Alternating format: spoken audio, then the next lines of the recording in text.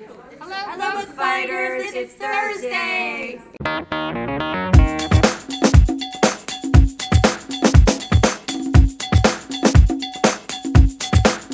Hello, book fighters! You were just greeted by Heather Brewer, the author of The Chronicles of Vladimir Todd, as well as Margaret Stoll and Cami Garcia, the authors of the book I read this week, Beautiful Creatures.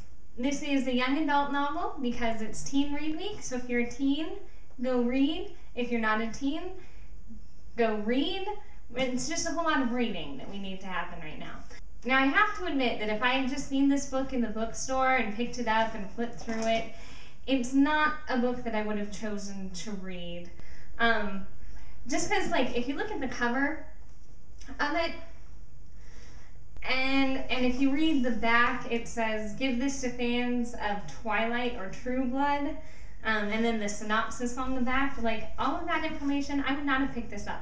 Because I would have just assumed that this was a silly goth girl novel about the South and romance. And if there are three things in this world that I do not care about at all, it is vampires, teenage romance, and the South.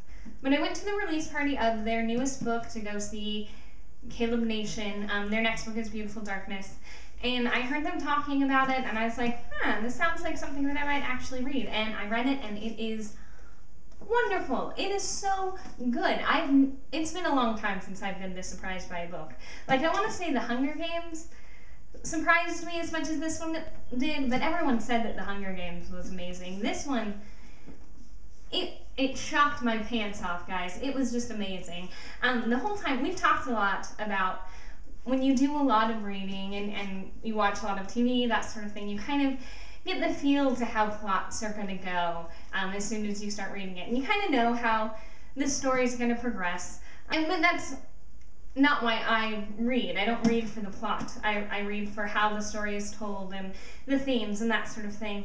But this one, I never knew what was going to happen. There was never a point in the story where I was reading it and I was like, I know what happens next. Not a single moment, which is very stressful for me because I'm used to knowing what happens next. And so it's just very intense the whole time I was reading it because I had no idea what was going to happen. And that is wonderful. It has been a very long time since that's happened. Even The Hunger Games wasn't like that for me. But I think what really sealed the deal for me on this book was the reference to Who Framed Roger Rabbit. When I read that, I was like, okay, this is an amazing book. Everyone should read this.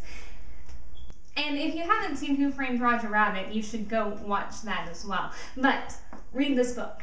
It is awesome. Next week, I'm going to read Beautiful Darkness, the second book in this series, if I can find it. St. Louis isn't a big book town, so it's kind of hard to find some books when you're looking for them.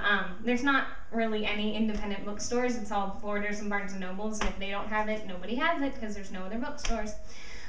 So I'm going to try to read Beautiful Darkness. If I can't read that, then I'm going to read How to Grow a Novel by Sol Stein, which is one that I have on my bookshelf back here.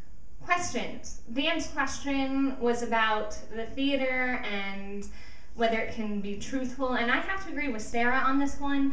Something doesn't have to be realistic to be truthful. In fact, sometimes you have to be unrealistic to really get to the truth of something. I think that's kind of the basis of fantasy and sci-fi. They're not realistic. They're not true to the times right now. But that allows you to get past all of the surface stuff, all the exterior that people get mixed up in, the minutia of an issue, and you can really talk about the heart of something. So I don't think that just because something's not realistic, that it's not truthful.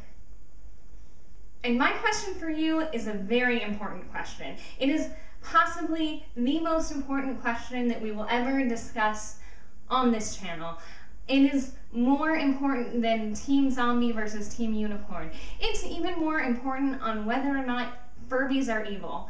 My question for you is, are you Team Elves or Team Fairies? And I know, you're saying that's a totally random question, but here's the thing. I was looking for books about elves. I just did a little Google search of them, and every list that came up, it was like books about elves and fairies. And for me, that's insulting, because elves are badasses, and fairies are the Nancy Mama's boys of the mythological world. And then I was talking to Lauren and Sarah on Twitter the other day, and they seemed kind of pro-fairy, and this concerns me. I need to know where you guys fall on this issue. Are you team elf or team fairy? Tell me why. And viewers, tell me in the comments, team elf or team fairy. This is very important. Oh, and if you don't already know, Dan released an EP, and it's amazing. And so you should download it and put it on your iPod and listen to it and make you happy. I've been listening to it for the last several days, and it's awesome. My favorite songs on it are Nuts and Bolts and Seize the Day. I've just been listening to them on repeat because they are excellent. And Dan, I know I didn't say it last week because I thought it, but then I didn't actually say it when I was recording, but I'm so glad you're back.